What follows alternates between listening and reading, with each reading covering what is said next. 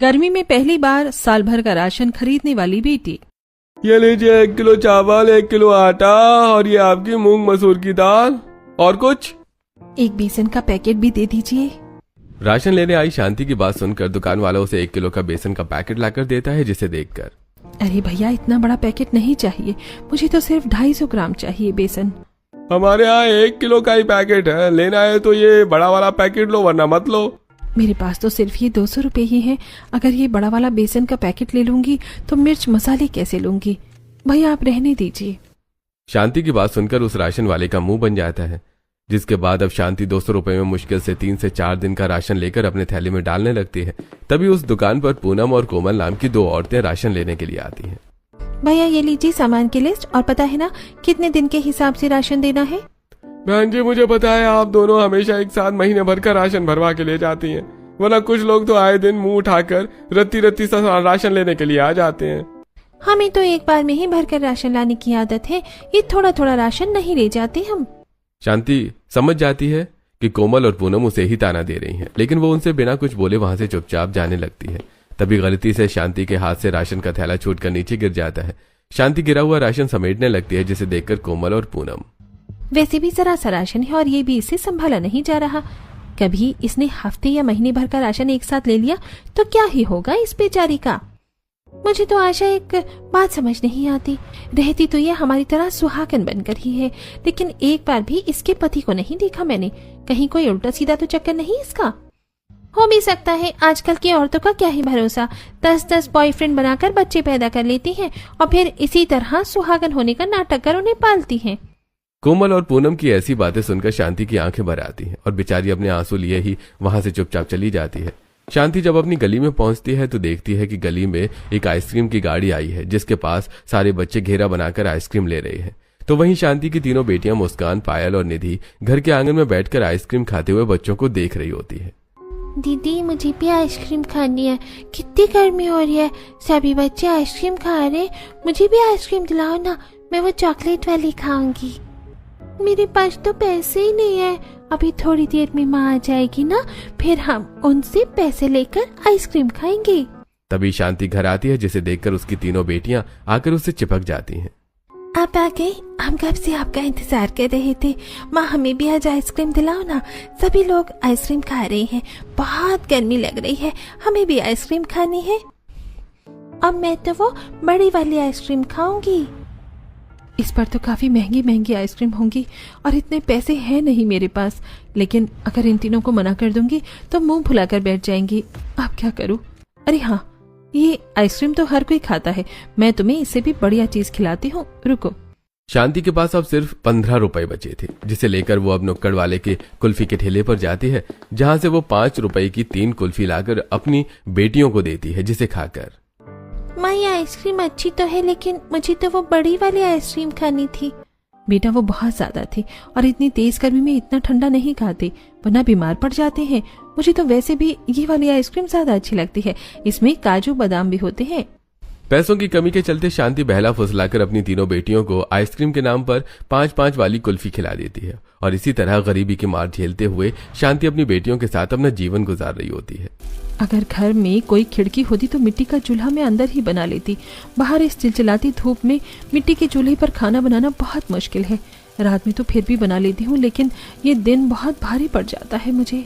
जहाँ एक तरफ शांति कढ़ाई में सब्जी चला रही होती है, वहीं दूसरी तरफ साड़ी के पल्लू से अपना पसीना पोंछ रही होती है।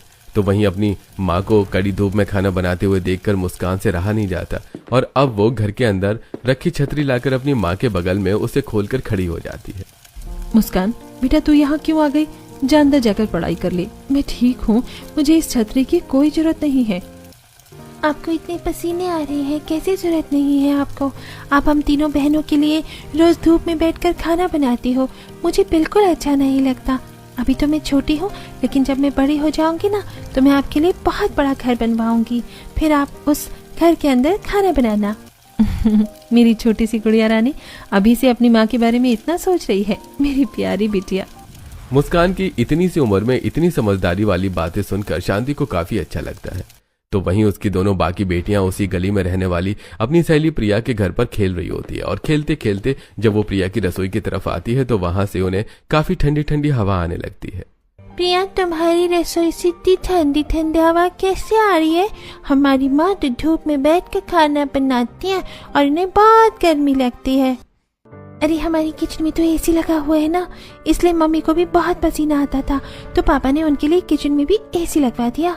इतने ठंडे किचन को देखकर निधि और पायल को काफी अच्छा लगता है। तो वहीं रात में अब जब वो सब खाने के लिए बैठते हैं तो देखते हैं कि आज खाने में हर रोज की तरह दाल, चावल और आलू की सब्जी बनी है, जिसे देखकर दोनों छोटी बहनें, आप रोज घिसा पिटा खाना क्यों बना देती हो? कुछ अच्छा क्यों नहीं बनाती? हमारा पनीर की सब्जी खाने का मन है, वो भी पूरी के साथ। आप कब बनाओगी? बेटा, अभी मार्केट में पनीर अच्छा नहीं आ रहा है ना, इसलिए मैं नहीं बना रही। मैं लेने गई थी पनीर, लेकिन वो काफी बेकार था। अब तो हमेशा ऐसे ही बोलते हो। पता है, आज हम प्रिया के घर गए थे, उसकी मम्मी ने हमारे लिए पनीर टिक्का बनाया तो वो बहुत टेस्टी था। और उनकी तो रसोई में भी एसी है और हमारे घर में भी एसी नहीं है। उनका घर काफी ठंडा ठंडा रहता है। वो लोग अमीर हैं, उन पर काफी सारा पैसा है। जब हमारे पास पैसा होगा ना तो मैं भी एसी लगवाऊंगी। चलो अब जल्दी से खाना खा लो, वरना भगवान जी नाराज हो जाएंगे। अपनी बेटियों की ऐसी बातें सुनकर शांति को बुरा तो लगता है, लेकिन अब वो उन्हें क्या ही कह सकती थी। इसी तरह दिन गुजरते हैं और हर रोज की तरह शांति अपनी मालकिन सेजल के घर पर काम करने के लिए गई होती है। मैंने दोपहर का खाना बना दिया है, बर्तन भी साफ कर दिया और झाड़ू पोंछा भी हो गया है। अब मैं चलती हूँ, शाम को आऊंगी। बच्चों का स्कूल से आने का टाइम हो गया है। एक काम करो, जाने से पहले उनके लिए शरबत बना दो। शरबत तो मेरे बच्चों को भी काफी पसंद है, लेकिन अभी बनाने के लिए पैसे नहीं है। बाहर कितनी गर्मी हो रही है। अगर इस गर्मी में ठंडा ठंडा शरबत मेरे बच्चों को भी मिल जाता तो वो कितने खुश होते। अपनी बेटियों के बारे में सोचते हुए शांति किचन में शरबत बना रही होती है तो वहीं हॉल में बैठी सेजल की सास कमला, अरे सेजल, अब ये शरबत बनाकर चली जाएगी और फिर छत की धुलाई रह जाएगी। वैसे भी घर में झाड़ू पोंछा के साथ हम इससे खाना भी बनवा लेते हैं। अब छत की धुलाई के लिए बोलेंगे तो कहीं ये काम भी छोड़ने की धमकी ना दे दे। अब क्यों फिक्र कर रही हैं? इसकी 3 बेटियां हैं और यही उनका पेट पालती है। काम नहीं छोड़ेगी ये। आप बस देखती जाइए कि कैसे मैं इससे छत की सफाई करवाती हूँ। इतना कहकर सेजल अब सीधा रसोई में आती है। बना लिया शरबत? एक काम करो, तुम भी अपने लिए एक गिलास निकाल लो। बाहर कितनी गर्मी हो रही है, थोड़ा पी लोगी तो शरीर को ठंडक मिलेगी। अपनी मालकिन की बात सुनकर शांति जैसे ही शरबत निकालने के लिए कांच का गिलास उठाने लगती है कि तभी सेजल उसे टोकते हुए, ये कांच का गिलास घर के लोगों के लिए है, ना कि बाहर वालों के लिए। वो सिंक के पास जो स्टील का गिलास रखा है वही ले ले और शरबत पीकर थोड़ी छत की धुलाई कर देना। इतना कहकर सेजल बाहर चली जाती है तो वहीं शांति जब गिलास में अपने लिए शरबत डाल रही होती है तो एक काम करती हूँ, ये शरबत पन्नी में डाल लेती हूँ। घर जाकर बच्चों को पिला दूंगी, वो भी खुश हो जाएंगे। खुद शरबत पीने की बजाय वो तीनों बेटियों के लिए उसे पन्नी में भर देती है। तो वहीं दूसरी तरफ कड़ी धूप में पूरी छत की अच्छी तरह धुलाई करके शांति घर आकर अपनी तीनों बेटियों को वो शरबत पिलाती है। माँ, ये शरबत तो बहुत अच्छा है, बस थोड़ा गर्म हो गया है, लेकिन कोई बात नहीं, पीने में तो टेस्टी है। माँ, आप शरबत क्यों नहीं पी रही हो? बेटा, मैं तो पीकर आई थी पहले से ही, अब तुम तीनों पी लो। जिसके बाद शांति अब घर का काम करने लगती है तो वहीं मुस्कान शांति के पास अपना शरबत का गिलास लेकर आती है।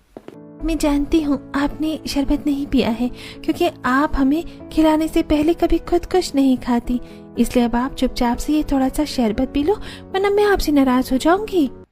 कहने को मुस्कान की उम्र भी ज्यादा नहीं थी, लेकिन एक बड़ी बेटी होते हुए कहीं न कहीं मुस्कान अपनी माँ का दर्द और सेक्रीफाइस समझती थी। इसी तरह अब कुछ दिन और गुजर जाते हैं। माँ, आपने कहा था जिस दिन आपकी छुट्टी होगी आप हमारे लिए सूजी का हलवा बनाओगी। आज आपकी छुट्टी है, बनाओ ना हलवा। निधि की बात सुनकर शांति जैसे ही राशन के डिब्बे चेक करने लगती है तो उसे सूजी नहीं मिलती। सूजी तो खत्म हो गई है, कुछ और बना दूं क्या? तो पकौड़े बना दो ना, मेरा पकौड़े खाने का बहुत मन कर रहा है। बेटा, बेसन खत्म है, मैं एक काम करती हूँ, तुम्हारे लिए आटे के गुलगुले बना देती हूँ। क्या माँ, हम जब भी कुछ बोलते हैं घर में हमेशा राशन खत्म ही रहता है। आप अच्छे से राशन क्यों नहीं लेकर आती? हमारे लिए कभी कुछ रहता ही नहीं घर में। मैं लेकर आई थी राशन, लेकिन वो खत्म हो गया। इस बार मैं ज्यादा दिनों का लेकर आ जाऊंगी। आप हमेशा ऐसे ही बोलते हो, लेकिन हमारे लिए कभी कुछ बचता ही नहीं है।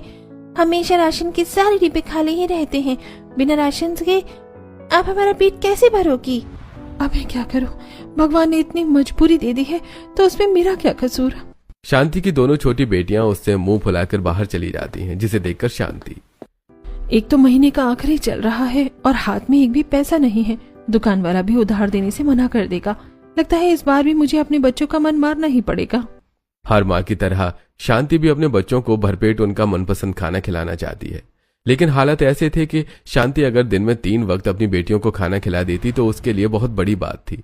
ऐसे कुछ समय गुजरता है और आज शांति रात के वक्त अपनी तीनों बेटियों को आंगन में खाट बिछाकर कहानी सुना रही होती है। इस तरह आखिर में वो राजकुमारी अपनी मम्मी पापा के साथ हंसी खुशी महल में रहती है। माँ, उस राजकुमारी की तरह हमारे पापा हमारे साथ क्यों नहीं रहते हैं? पता है सब पूछते हैं हमसे कि हमारे पापा कहाँ हैं। माँ, कहाँ है हमारे पापा?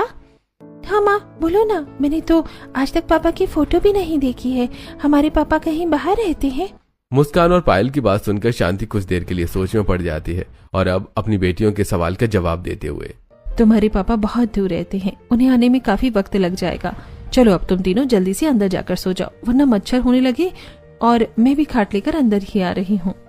अब एक दूसरे का हाथ पकड़कर तीनों बहन अंदर जाने लगती हैं कि तभी मुस्कान की नजर अपने घर से थोड़ी दूर पर खड़ी एक काले रंग की गाड़ी पर जाती है, जो वहां काफी देर से खड़ी थी, जिसे मुस्कान इग्नोर करके सीधा अंदर आ जाती है और शांति भी घर के अंदर आकर दरवाजा बंद कर देती है, तो वो गाड़ी भी वहां से चली जाती है।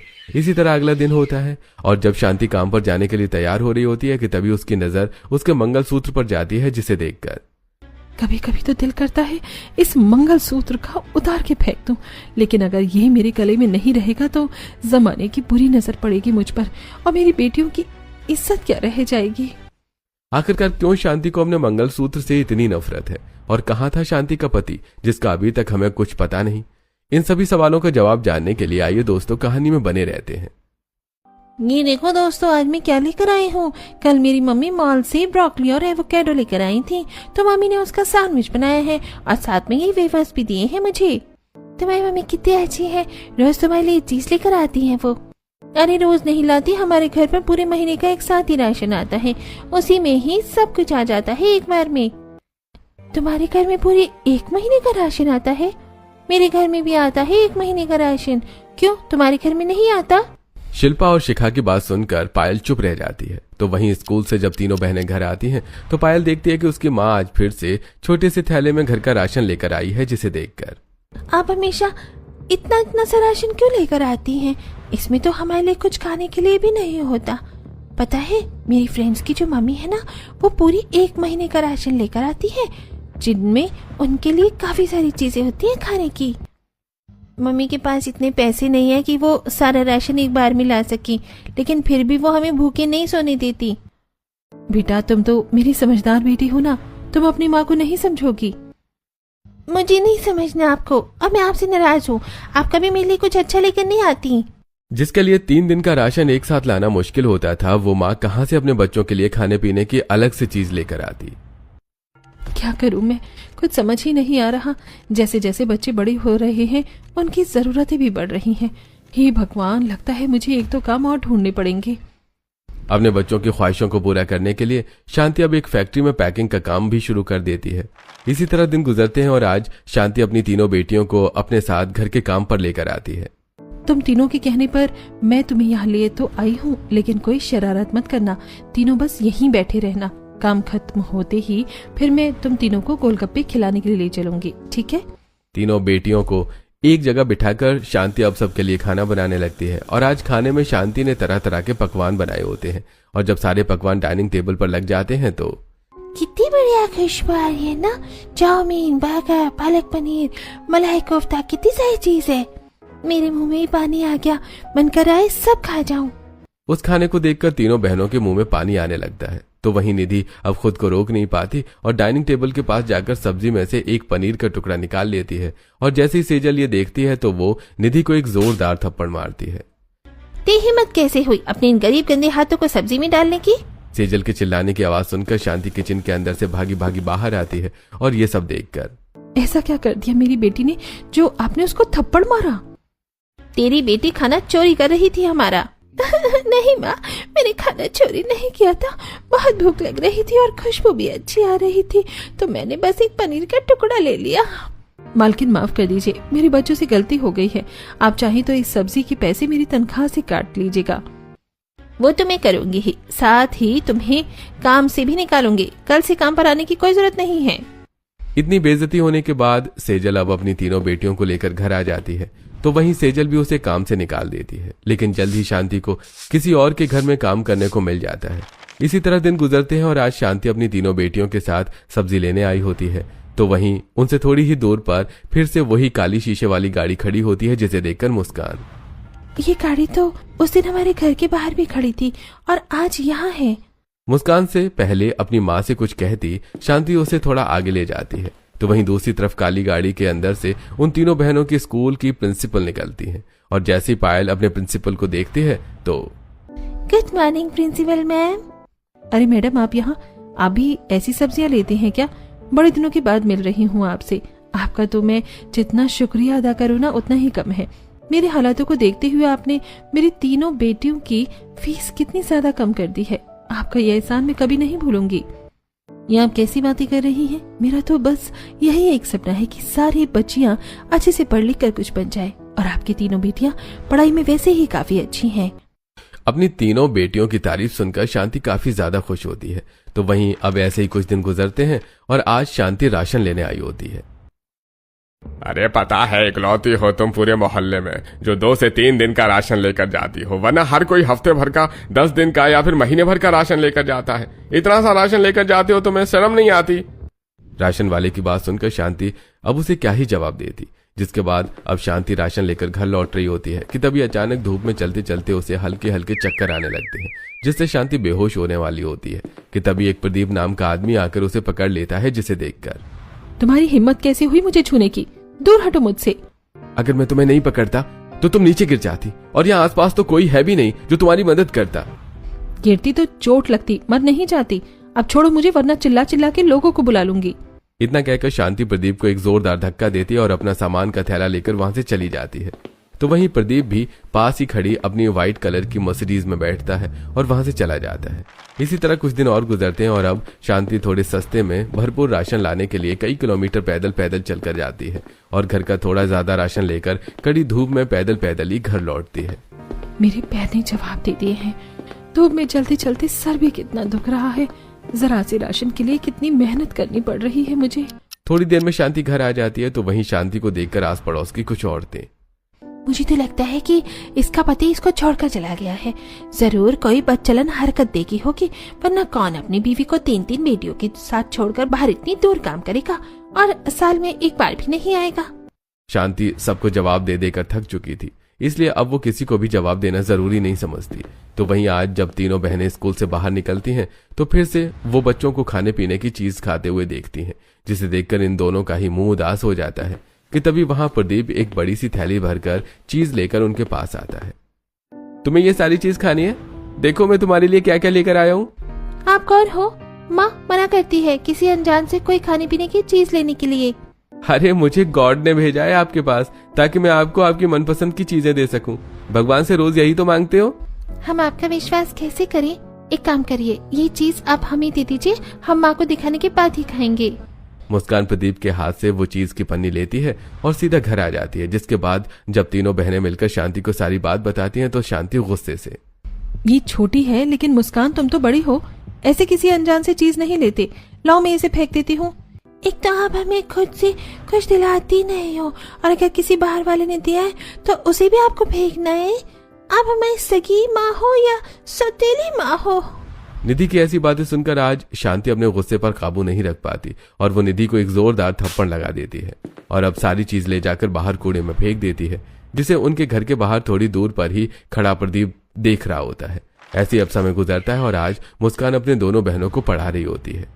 तुम दोनों को ही मेरी तरह पढ़ाई में होशियार बनना है, ताकि हम बड़े होकर बहुत पैसा कमाएं और फिर माँ को आराम दें। अपनी बेटी की बातें सुनकर शांति काफी ज्यादा खुश होती है।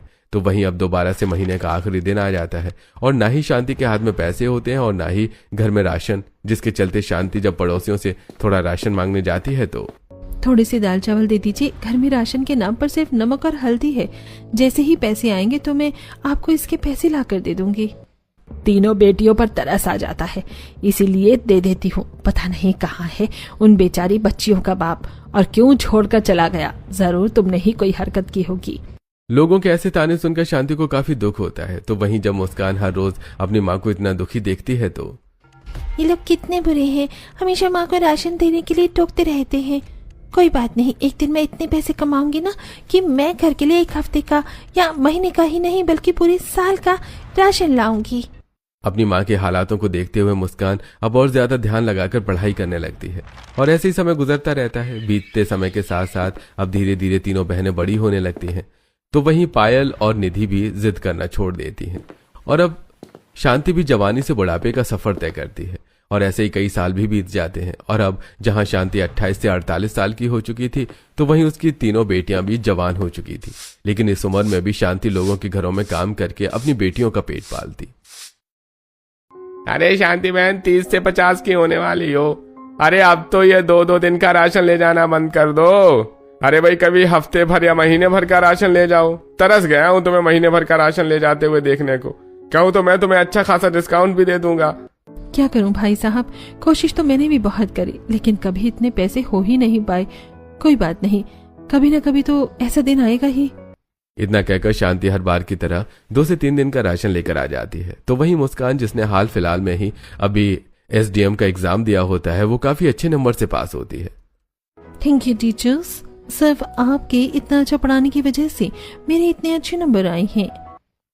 बेशक मैंने पढ़ाया है लेकिन असली मेहनत तो तुम्हारी है। आज तुम्हारी माँ सच में बहुत खुश होगी। मुस्कान आज काफी ज्यादा खुश होती है और जब वो जल्दी से कॉलेज से निकल रही होती है कि तभी कॉलेज में उसकी मुलाकात प्रदीप से होती है। बेटा, तुम ही हो ना मुस्कान, जिसने पूरे कॉलेज में टॉप किया है? हाँ, लेकिन आप कौन? आप देखे देखे तो लग रहे हैं पर मुझे याद नहीं आ रहा। मैं इस कॉलेज का ट्रस्टी हूँ, यहीं आता जाता रहता हूँ। आज सुना तुम्हारे बारे में, बहुत अच्छा लगा। इसी तरह खूब मेहनत करना। मुस्कान से मिलने के बाद अब प्रदीप सीधा कॉलेज के प्रिंसिपल से मिलता है। पता चला आपको कि उस लड़की ने पूरे कॉलेज में टॉप किया है, लेकिन मुझे आज तक ये समझ में नहीं आया कि क्यों आपने मुझे उसे झूठी स्कॉलरशिप देने के लिए कहा और आप पीठ पीछे उसकी सारी फीस भरते रहे। इसका जवाब दे सकता तो दे देता, लेकिन आपने जो मेरे लिए किया उसके लिए आपको बहुत बहुत शुक्रिया। प्रिंसिपल से मिलने के बाद प्रदीप इस ब्लैक कार में बैठता है जिसे अक्सर मुस्कान बचपन में देखा करती थी। दरअसल ये कार किसी और की नहीं बल्कि प्रदीप की थी। और अब प्रदीप थोड़ी देर में जैसे ही घर पहुंचता है कि देखता है कि उसकी बूढ़ी माँ कौशल्या अब ठीक से बिस्तर से उठ भी नहीं पा रही है। प्रदीप बेटा, तू आ गया? मैं कब से तेरा इंतजार कर रही थी। देख, अभी तक नर्स नहीं आई है। अब मुझे बाथरूम जाना था। कॉल किया था मैंने उसे, थोड़ी देर में आने वाली है। वैसे क्या हालत हो गई है ना माँ, आपकी सच कहते हैं कि इंसान का कर्म उसे इस जीवन में मिलता है। जैसा आपने उसके साथ किया वैसा ही आज आपके साथ हो रहा है। दरअसल प्रदीप कोई और नहीं बल्कि शांति का पति और उन तीनों बहनों का पिता था, जो सिर्फ अपनी माँ की वजह से सालों पहले उन्हें छोड़कर चला गया था। आप मत जाइए ना, मुझे बहुत डर लग रहा है। माँ की तबीयत खराब है इसलिए जा रहा हूँ, वरना मैं तो सब कुछ छोड़ छाड़ के तुम लोगों के साथ ही रहता। घबराओ मत, मैं जल्दी वापस आ जाऊंगा। शांति गरीब परिवार की बेटी थी, इसलिए कौशल्या उसे बिल्कुल भी पसंद नहीं करती थी। तो वहीं प्रदीप शांति और तीनों बेटियों के साथ अलग रहता था और आज कौशल्या प्रदीप को बीमारी का नाटक करके बुलाती है। तू मेरा मरा मुंह देखेगा अगर तूने दोबारा शांति या उसकी बेटियों से कोई रिश्ता रखा तो। ये आप क्या कह रही हैं? वो मेरी पत्नी और बेटियां हैं। मैंने जो कहना था सो कह दिया। अगर तू वहां गया तो इस घर से सीधा मेरी लाश उठेगी। ठीक है माँ, तो आप भी एक बात कान खोलकर सुन लीजिए। भले मैं आपके साथ रहूं लेकिन मैं दूसरी शादी नहीं करूंगा। अपनी माँ की बात को मानते हुए प्रदीप अब शांति के सामने दूसरी शादी का नाटक करता है, जिससे शांति पूरी तरह से टूट जाती है। मेरे साथ ऐसा करेंगे आप? मैंने कभी सपने में भी नहीं सोचा था। अब मैं कहाँ लेकर जाऊंगी इन तीनों बच्चियों को? कोई जरूरत नहीं है घर छोड़ने की, तुम रहो यहाँ पर। मैं हर महीने तुम्हें खर्चा भिजवाता रहूंगा। जब जीवन साथ ही साथ नहीं है तो उसके एहसानों की भी कोई जरूरत नहीं है मुझे। शांति अब अपनी तीनों छोटी बेटियों को लेकर हमेशा हमेशा के लिए घर छोड़ देती है। प्रदीप शांति को पैसे देने के लिए काफी कोशिश करता है, लेकिन वो उसका एक भी पैसा नहीं लेती और अपनी तीनों बेटियों को अकेले पालती है। पुरानी बातें याद करके प्रदीप की आंखें भर आती हैं। तो वहीं अब मुस्कान, जो SDM बन चुकी थी। दीदी, अब तो आपकी जॉब भी लग चुकी है और कुछ टाइम के बाद हम उस सरकारी मकान में भी शिफ्ट हो जाएंगे। आपको नहीं लगता कि आपको अपनी पहली सैलरी से माँ के लिए कोई गिफ्ट लेना चाहिए? मैंने एक बहुत बढ़िया गिफ्ट लिया है जो कुछ ही देर में आने वाला है। मुस्कान की बात सुनकर निधि और पायल दोनों खुश हो जाती हैं कि तभी उनके घर के बाहर 2 बड़े से ट्रक आकर रुकते हैं, जिसके अंदर से 2 से 3 आदमी निकलते हैं और अब वो ट्रक में रखे बड़े बड़े कार्टन के बॉक्स निकाल कर घर में लाने लगते हैं। अरे ये वाला बॉक्स पहले उठाओ, बाद में वो उठाना। भाई साहब, आप लोग कौन हैं और ये सारा सामान हमारे घर में क्यों लेकर आ रहे हैं? क्या है इनके अंदर? माँ, इसके अंदर कुछ और नहीं बल्कि हमारा ही घर का राशन है, वो भी 1 हफ्ते या 1 महीने का नहीं बल्कि साल भर का। क्या कहा? साल भर का? लेकिन बेटा, तू साल भर का राशन क्यों मंगवा रही है? माँ, शायद आप भूल गई लेकिन मैं नहीं भूली कि कैसे आपको लोग 1-2 दिन का राशन खरीदने पर ताना देते थे। मैंने तो बचपन में ही सोच लिया था कि जब मेरी पहली तनख्वाह आएगी तो उसे मैं आपके लिए पूरे साल का राशन लाऊंगी। इसमें तेल, मसाले, आटा, चावल हर एक चीज है जिसके लिए हम बचपन से तरसते आए थे। मुस्कान की बातें सुनकर शांति इमोशनल हो जाती है, जिसके बाद अब तीनों माँ बेटियां वो साल भर का राशन अपने घर में सेट करने लगती हैं। तो वहीं आस पड़ोस की औरतें ये देखकर, यह तो हमसे राशन मांगते फिरते थे और अब देखो साल भर का राशन आ गया इनके घर पर।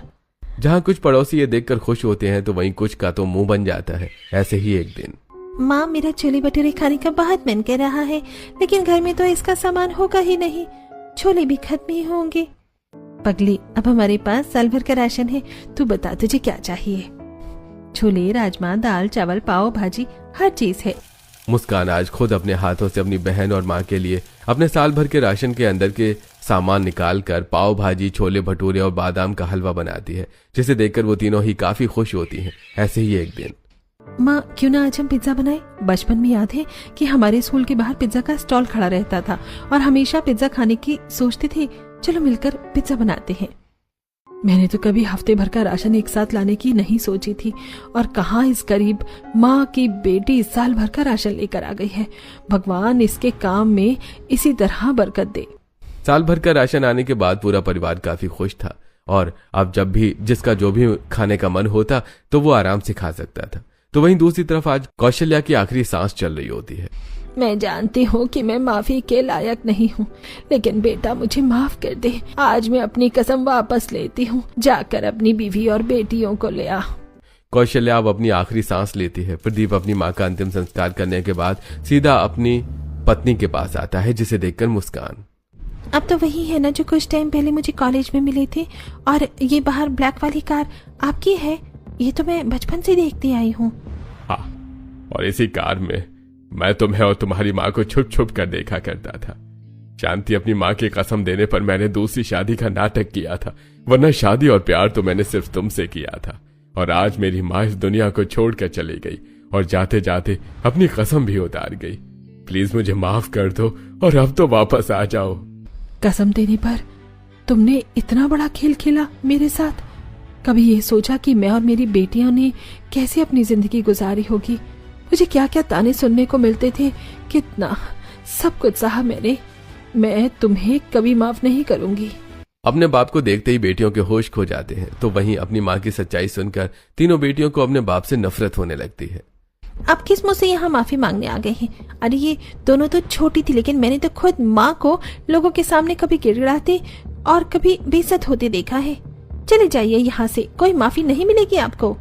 जिस तरह इतने सालों हमसे दूर थे ना आप, ठीक उसी तरह का बाकी का साल भी और अपनी जिंदगी में हमसे दूर रहिए। तीनों बेटी अपने बाप को घर से निकाल देती हैं। तो वहीं प्रदीप बिल्कुल भी हार नहीं मानता और बस शांति की एक माफी के लिए उसके पीछे पीछे घूमता है। मुझे माफ कर दो शांति, माना मुझसे गलती हुई है, लेकिन मैं बहुत शर्मिंदा हूँ और अब अपने जीवन के आखिरी कुछ बचे साल तुम्हारे साथ गुजारना चाहता हूँ। शांति प्रदीप की एक नहीं सुनती और वहां से चली जाती है। तो वहीं नौकरी के बाद मुस्कान घर लौटते समय उसके कॉलेज के प्रिंसिपल मिलते हैं। अरे मुस्कान बेटा, अब तो तुम एसडीएम ऑफिसर बन चुकी हो। बड़ा अच्छा लगा सुनकर। वैसे तुम्हारी पढ़ाई के पीछे मिस्टर प्रदीप का काफी बड़ा हाथ रहा है। उन्होंने मुझे ये तो नहीं बताया कि उनका तुमसे क्या रिश्ता है, लेकिन मैं चाहूंगा कि तुम एक बार उनका शुक्रिया अदा करो। ये आप क्या कर रही हैं? मैं कुछ समझी नहीं। मुस्कान के पूछने पर वो प्रिंसिपल मुस्कान को उसकी नकली स्कॉलरशिप और सालों तक प्रदीप की फीस भरने के बारे में बताता है, जिसे सुनकर अब मुस्कान को काफी बड़ा झटका लगता है और वो अपने पुराने स्कूल जाकर वहां से अपने फीस के बारे में पता चलाती है। दरअसल कॉलेज के साथ साथ उनके स्कूलों की फीस भी प्रदीप ही भर रहा था। और जब ये बात मुस्कान जाकर शांति को बताती है तो मैंने तो इन्हें गलत समझा था, लेकिन तुम्हारी कामयाबी के पीछे का असली कारण तो तुम्हारे पिता ही हैं। सारी सच्चाई सुनकर शांति को प्रदीप के लिए काफी बुरा लगता है और आज जब प्रदीप फिर से शांति को मनाने के लिए घर आता है तो शांति मुझे माफ कर दो, जब तक तुम मुझे माफ नहीं कर देती मैं इसी तरह तुम्हारे आगे पीछे घूमता रहूंगा। मैंने बचपन से माँ को एक एक दिन के राशन के लिए स्ट्रगल करते हुए देखा था, इसीलिए बचपन में ही सोच लिया था कि एक दिन इतना पैसा कमाऊंगी कि साल भर का राशन लाकर रख दूंगी। और मैंने अपना वो वादा पूरा किया, पर इस वादे को पूरा करने के लिए आपने भी बहुत मेहनत करी है।